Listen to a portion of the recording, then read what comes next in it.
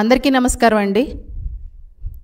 ఈరోజు రాష్ట్ర వ్యాప్తంగా గత 16 రోజులుగా అంగన్వాడీ వర్కర్స్ హెల్పర్స్ చేస్తున్నటువంటి నిరవధిక సమ్మె. రాష్ట్ర వ్యాప్తంగా 1,05,000 మంది అంగన్వాడీ వర్కర్సు హెల్పర్సు బయటికి వచ్చి ఏదైతే జగన్మోహన్ రెడ్డి గారి ప్రభుత్వం అధికారంలో రాకముందు రకరకాల హామీలు ఇచ్చి పాదయాత్రలో అంగన్వాడీ అక్క చెల్లెమ్మలను ఆదుకుంటాను, నేను అధికారంలోకి వచ్చిన వెంటనే అంగన్వాడీ అక్క చెల్లెమ్మలకు జీతాలు పెంచుతాను, తెలంగాణ కన్నా ఎక్కువ జీతాలు ఇస్తాను అని చెప్పి మోసపు మాటలు చెప్పి అబద్ధపు మాటలు చెప్పి అధికారంలోకి వచ్చి ఈ 4.5 సంవత్సరాల కాలంలో ఏ ఒక్కరోజు కూడా అంగన్వాడీ అక్క చెల్లెమ్మల సమస్యల గురించి కానీ వారికి రావాల్సినటువంటి పెండింగ్ బిల్స్ గురించి కానీ ఏ రోజు కూడా వాళ్ళకు సంబంధించినటువంటి విషయాలపై చర్చించినటువంటి పరిస్థితి లేదు. నిజంగా బాధేస్తూ ఉంది. రాష్ట్ర వ్యాప్తంగా 16 రోజుల నుంచి ఇంత పెద్ద ఎత్తున 1,00,000 మంది పైన ఈరోజు వచ్చి రోడ్డు మీదకి వచ్చేసి నిరసనలు తెలియజేస్తూ ఉంటే ఈ కళ్ళుండి చూడలేనటువంటి ముఖ్యమంత్రి జగన్మోహన్ రెడ్డి గారు ఎక్కడున్నారు? తాడేపల్లి ప్యాలెస్లో దాక్కొని మాకు అర్థం కావట్లా. అంతమంది మాట్లాడితే నా అక్క చెల్లెమ్మలు, నా ఎస్సీ, నా బీసీ, నా మైనారిటీలు అని చెప్పేసి అక్క చెల్లెమ్మలు అని చెప్పేసి దగ్గరకు తీసుకొని తల మీద చేతులేసి నేను పెద్ద ఎత్తున అక్క చెల్లెమ్మలకి న్యాయం చేస్తానని చెప్పి నిరంతరం అబద్ధాలు చెప్తూ ప్రతి సభలో గుండెలు బాదుకుంటూ మాట్లాడుతూ ఉంటారు ఈ ముఖ్యమంత్రి గారు. కానీ ఇంతమంది అక్క చెల్లెమ్మలు వచ్చేసి 16 రోజులుగా కుటుంబాలను వదిలేసి వాళ్ళ యొక్క సొంత పనులు వదిలేసుకొని పిల్లలను వదిలేసుకొని చిన్న చిన్న పసిపిల్లలను కూడా తీసుకొని వచ్చి ఎండలో కూర్చొని మండల కార్యాలయాల ముందు రకరకాల ధర్నా చౌకుల్లో ధర్నా చేస్తూ ఉంటే కనీస స్పందన లేదు ముఖ్యమంత్రి గారికి. ఇంత పెద్ద ఎత్తున ఇంత పెద్ద విభాగం అంగన్వాడీ విభాగం అనేది ఇంత పెద్ద ఎత్తున నిరసనలు చేస్తూ ఉంటే కనీసం కళ్ళుండి చూడలేని పరిస్థితిలో ఈ ముఖ్యమంత్రి ఉన్నాడు అంటే ఇంతకన్నా దుర్మార్గమైనటువంటి విషయం ఇంకొకటి ఉండదు. ఈరోజు చూస్తే ప్రతి వర్గం అంతే.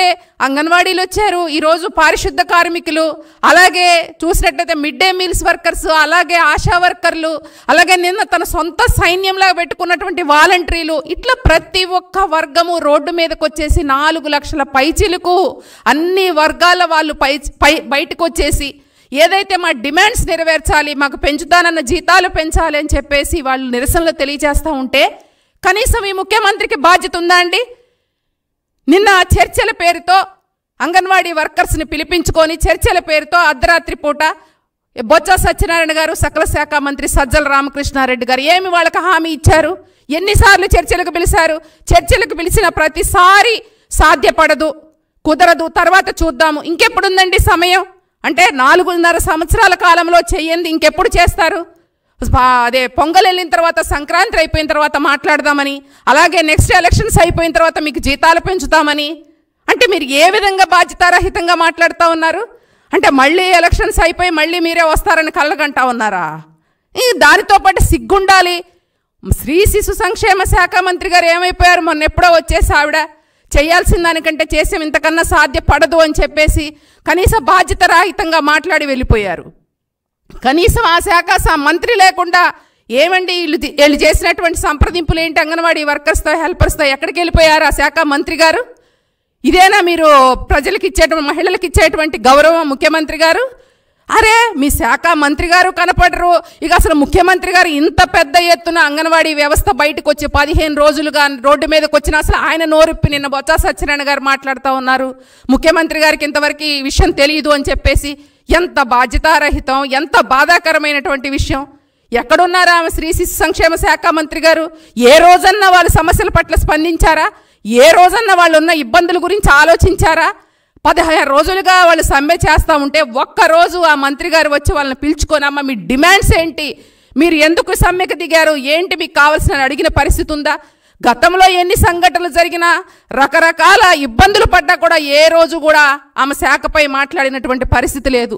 సరేగా ఆమె అధికారం వచ్చేసిందని చెప్పేసి అనంతపురం జిల్లాలో ఉండి చక్కగా తన జిల్లాలో అడ్డగోలుగా దోచేసుకొని శాండు, ల్యాండు, మైను, మార్బుల్ అన్ని రకాలుగా గ్రానైట్ అలాగ అన్ని రకాలుగా దోచుకొని మళ్ళీ ఇంకా గెలుస్తానో గెలవనో దీపం ఉండగానే ఇల్లు చక్క పెట్టుకోవాలని చెప్పి మద్యం ద్వారా, గ్రానైట్ ద్వారా, అలాగే ఇసుక ద్వారా రకరకాలుగా దాచుకునే పరిస్థితిలో ఈరోజు ఈ మంత్రి గారు ఉన్నారు.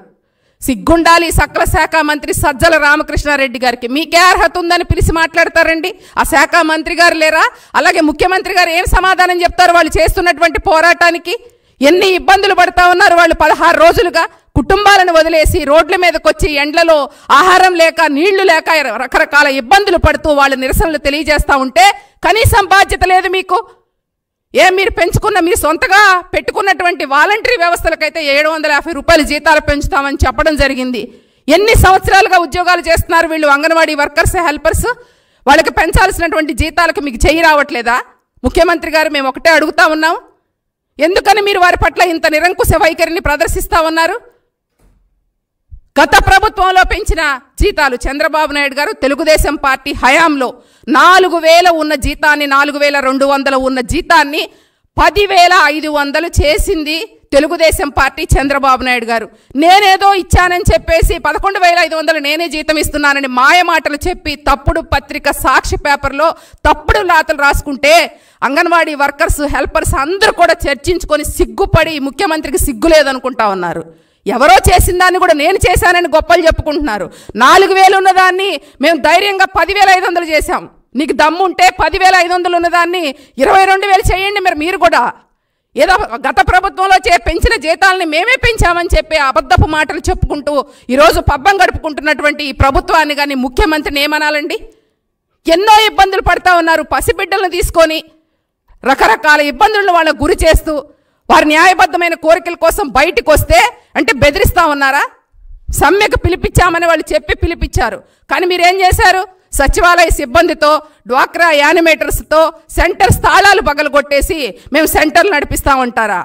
అంటే తల్లి బిడ్డలకి సేవ చేస్తూ అక్కడ ఉన్నటువంటి పిల్లలందరూ కూడా బడుగు బలహీన వర్గాలకు చెందినటువంటి పిల్లలు తమ బిడ్డలుగా చూసుకుంటూ అక్కడికి వచ్చేటువంటి గర్భిణీలు కానీ అలాగే బాలింతలకి మంచి ఆహారాన్ని ఇస్తూ నిరంతరం వారి సేవలో ఉన్నటువంటి అంగన్వాడీ వర్కర్స్కి మీరు ఇచ్చే బహుమతిదా? వాళ్ళు మా సమ్మెకి మీరు మద్దతు తెలపాలండి, మా సమ్మె మేము డిమాండ్స్ పెట్టాము అవన్నీ కూడా మీరు ఒప్పుకోవాలని చెప్పేసి వాళ్ళు చేస్తూ ఉంటే కనీసం వాళ్ళని సంప్రదింపులకు పిలవడం కానీ మేము ఇంత చేస్తామని చెప్పడం కానీ సంప్రదింపుల పేరుతో పిలవడము చర్చలని చెప్పడము ఏమీ లేదులే, పక్క రాష్ట్రాల్లో కన్నా మీకు చాలా ఎక్కువ ఇస్తున్నాం, ఇప్పుడు సాధ్యపడదు, ఇది కనీసం ముఖ్యమంత్రి గారి దృష్టిలో లేదంటే ఎంత బాధ్యతారహితంగా మాట్లాడుతున్నారు? అంగన్వాడీ వ్యవస్థ పట్ల ముఖ్యమంత్రి గారికి ఉన్న చిత్తశుద్ధి ఇదేనా? ఈరోజు ఒక్కసారి రాష్ట్ర వ్యాప్తంగా ముఖ్యమంత్రి గారు తాడేపల్లి ప్యాలెస్లోంచి బయటకు వచ్చి చూస్తే అర్థమవుతూ ఉంటుంది ఎటువంటి పరిస్థితులు ఉన్నాయి రాష్ట్ర వ్యాప్తంగా, ఎంతమంది అంగన్వాడీ వర్కర్స్ బయటకు వచ్చి నిరసనలు తెలియజేస్తున్నారు అనేది. తాడేపల్లి ప్యాలెస్లో కూర్చొని తన యొక్క అనుచరులను పంపించుకొని ముఖ్యమంత్రి గారికి అయితే సకల సౌకర్యాలు ఉండాలండి. ముఖ్యమంత్రి గారు చాలా గొప్పగా ఊరికొక బిల్డింగ్స్ కట్టుకుంటారు, ఏరియాకు ఒక బిల్డింగ్స్ కట్టుకుంటారు, దాదాపు ఏదైతే 1,00,000 రూపాయలు చెప్పులు వేసుకుంటారు, 1,000 రూపాయల వాటర్ బాటిల్ తాగుతారు. ఏమన్నా మీకు ముఖ్యమంత్రి గారు మేము ఒకటే అడుగుతున్నాం, మీ లోటస్ పాండ్ రాసి ఇవ్వమన్నారా? లేకపోతే మీకున్న ఆస్తులు అక్రమంగా సంపాదించుకున్న కోట్ల రూపాయల ఆస్తులు రాసి ఇవ్వమన్నారా? డ్వాక్రా అంగన్వాడీ అక్క చెల్లెమ్మలు మీరు ఆ రోజు చెప్పినటువంటి మాటను తెలంగాణ కన్నా ఎక్కువ జీతాలు పెంచుతాము, అలాగే పెండింగ్ బిల్స్ ఇస్తాము, మీకు అదే గ్రాడ్యుటీ అమలు చేస్తాము, రిటైర్మెంట్ బెనిఫిట్స్ ఇస్తామని చెప్పి మీరు చెప్పిన మాటలను అమలుపరచండి అని చెప్పి ఇంతమంది రోడ్డు మీదకి వస్తే ఇవేమీ పట్టించుకోకుండా పక్క రాష్ట్రాల కన్నా చాలా ఎక్కువ ఇస్తున్నాం, ఇప్పుడు కుదరదు. ఏంటండి బాధ్యతారహితమైనటువంటి మాటలు? అంటే మీకు అంగన్వాడీ వర్కర్స్ అండ్ హెల్పర్స్ అంటే అంత చీప్గా కనిపిస్తూ ఉన్నారా? అంటే అదేమంటే బెదిరించి మేము వేరే సచివాలయ సిబ్బందితో వర్క్ చేపిస్తామంటే ఎంతమందితో చేపిస్తారు? ఈరోజు అన్ని వర్గాలలో బయటకు వచ్చారు. 4 రోజులు ఇంకో కొన్ని రోజుల్లో డ్వాక్రా యానిమేటర్స్ వస్తారు, ఆల్రెడీ ఆశాలు వచ్చారు, అందరూ వచ్చారు, మీరు పెట్టుకున్న వాలంటీర్లు కూడా వచ్చారు. ఏంటి ముఖ్యమంత్రి గారి నిరంకుశ వైఖరి? ఈరోజు ఒక పట్ల చెప్తా ఉన్నారు, నేను 1,000 రూపాయలు మీరు జీతం పెంచి వాళ్ళకి ఏదో పెద్ద గొప్పగా నేనే సంక్షేమం చేశాను 11,500 ఇచ్చానని చెప్పి మాట్లాడుతూ ఉన్నారు. ఆ రోజు మీరు చెప్పింది ఏంటండి? ఎస్సీ బీసీ మైనారిటీ అందరికీ కూడా 200 యూనిట్లు కరెంటు బిల్లు ఫ్రీగా ఇస్తున్నారు. గత ప్రభుత్వంలో చంద్రబాబు నాయుడు గారు వాళ్ళకి చక్కగా ప్రభుత్వ సంక్షేమ పథకాలన్నీ ఇళ్ల పట్టాలు కానివ్వండి, ప్రతిదీ కూడా డ్వాక్రా రుణమాఫీలు కానివ్వండి, ప్రతి పథకం కూడా వాళ్ళకి వర్తించేది. ఈరోజు వాళ్ళు ఏమైనా సంక్షేమ పథకాలకు అర్హులుగా ఉన్నారా? అందులో ఉద్యోగం చేస్తున్నటువంటి ఎంతోమంది ఒంటరి మహిళలు ఉంటారు, వితంతులు ఉంటారు, వాళ్ళకి కనీసం పెన్షన్ ఉందా? 1,000 రూపాయలు నువ్వు జీతం పెట్టి సంవత్సరానికి 12,000 వస్తాయి మీరు పెంచిన జీతం వల్ల. అదే మీరు సంక్షేమ పథకాలు కట్ చేశారు. అంటే ఒక విడో పెన్షన్ వచ్చేసి 3,000 వస్తే సంవత్సరానికి ఎంతండి? 36,000. అంటే 10,000 రూపాయలు ఇచ్చి 26,000 రూపాయలు దోచుకునేటువంటి పరిస్థితి కాదా ఇది? కంపారిటివ్ ఏదో పెద్ద గొప్పగా మేము ఇస్తున్నాము ఛార్జీలు అని చెప్తారు. మీరు పెంచినటువంటి నిత్యావసర వస్తువుల ధరలు ఎంత? ఈరోజు గత ప్రభుత్వంలో పెంచినటువంటి మెనూ ఛార్జీలు తప్ప వైఎస్ఆర్ సంపూర్ణ పోషణకి ఈరోజు ₹1 పెంచారా? 3-4 నెలలు జీతాలు ఇవ్వక కరెంటు బిల్లులు ఏ విధంగా కడతారు? అలాగే బిల్డింగ్ రెంట్స్ ఎలా ఇస్తారు? ఈరోజు ₹1,000కి 2,000కి బిల్డింగ్స్ రెంట్స్కి వచ్చేటువంటి పరిస్థితి ఉందా అండి? ఇవన్నీ దృష్టిలో పెట్టుకొని అదే కరెక్ట్ 11,500 జీతమే ఎక్కువ అని చెప్పేసి ఈ ముఖ్యమంత్రి బాధ్యత లేకుండా మాట్లాడటం అనేది చాలా బాధాకరమైనటువంటి విషయం. ఇవన్నీ చాలనట్టు వాళ్ళు అసలే ఎన్నో ఇబ్బందులు పడుతూ ఉంటే ఇక ఈ ముఖ్యమంత్రి గారేమో దోచుకునే పనిలో ఉంటారు. వాళ్ళ అనుచరులు ఉంటారు పాపం. ఈ ముఖ్యమంత్రి గారు మాట్లాడితే చెప్తూ ఉంటారు నా అక్క చెల్లెమ్మలు, నా ఎస్సీ బీసీ మైనారిటీలని. ఇప్పుడు నిన్న ఒక సంఘటన జరిగింది. అంగన్వాడీ వర్కర్ ఒక అమ్మాయి అన్నపర్తి కాన్స్టిట్యున్సీలో రంగంపేట మండలంలో కృష్ణకుమారి అనే అమ్మాయి ఏ విధంగా గత 4 రోజులుగా అమ్మాయి ఎన్నో ఇబ్బందులు పెడతా ఉన్నారు. అక్కడ స్థానిక ఎంపీటీసీ కంప్లైంట్ చేసి లైంగిక నన్ను వేధిస్తున్నారు, ఇబ్బంది పెడుతున్నారని స్థానిక పోలీస్ స్టేషన్లోకి వెళ్ళి కంప్లైంట్ చేస్తే కనీసం పట్టించుకునేటువంటి పరిస్థితి లేదు. మేము తెలుగుదేశం పార్టీ తరఫున అక్కడ నియోజకవర్గ ఇన్ఛార్జ్ కానివ్వండి మేమందరం వెళ్ళి ఎస్పీ గారితో మాట్లాడి కేసు కట్టాలి తప్పదు అంటే ఏదో నామమాత్రంగా కేసులు కట్టేసి కనీసం ఆ అమ్మాయికి న్యాయం చేయకుండా ఒక పక్క వాళ్ళు పాపం ఎన్నో ఇబ్బందులు పడుతూ కుటుంబాలని పిల్లల్ని వదులుకొని ఎలా బ్రతకాలి, ఈ 11,500 జీతంతో మేము ఎలా బతకాలని బాధపడతా ఉంటే ఇవన్నీ చాలనట్టు వైసీపీ కామందులు వాళ్ళని రకరకాల ఇబ్బందులకు గురి చేయడము. అంటే అసలు ఈ రాష్ట్రంలో రక్షణ ఉందా ఏ వర్గానికైనా? ఇదేనండి మీరు ముఖ్యమంత్రి గారు మహిళలకు ఇచ్చేటువంటి గౌరవం? ఏదో గొప్పగా చెప్పడం కాదండి నా అక్క చెల్లెమ్మలు అని చెప్పేసి. ఒకసారి రోడ్డు మీదకి వస్తే ఎంతమంది అక్క చెల్లెమ్మలు ఈరోజు రోడ్ల మీద ఉన్నారు, ఎంతమంది అక్క చెల్లెమ్మలు మిమ్మల్ని ప్రశ్నించడానికి చూస్తున్నారనేది అర్థమవుతూ ఉంటుంది. కాబట్టి ఏదైతే ఈ చర్చల పేరుతో ఈరోజు జగన్మోహన్ రెడ్డి ప్రభుత్వం మోసం చేయటం, మరో మోసానికి తెరతీసి రాత్రి పిలిచేసి తర్వాత చూద్దాం, సంక్రాంతి తర్వాత చూద్దాం, లేకపోతే ఎలక్షన్ అయిపోయిన తర్వాత చూద్దాం. ఎలక్షన్ అయిపోయిన తర్వాత మీరు వచ్చేది ఉందా సచ్చేది ఉందా? ఎవరు మిమ్మల్ని నమ్ముతూ ఉంటారు? తప్పకుండా మేము ఒక్కటే హామీ ఇస్తున్నాం అంగన్వాడీ అక్క చెల్లెమ్మలకి, 3 నెలల ఓపిక పట్టండి అమ్మ, తప్పకుండా తెలుగుదేశం పార్టీ మీకు అండగా ఉంటుంది. తప్పకుండా చంద్రబాబు నాయుడు గారు ఏవైతే మీ డిమాండ్స్ పెట్టారో గత ప్రభుత్వంలో కూడా చంద్రబాబు నాయుడు గారు చేసిన సంక్షేమమే అంగన్వాడీలకి తప్ప ఈరోజు చేసింది ఏమీ లేదు.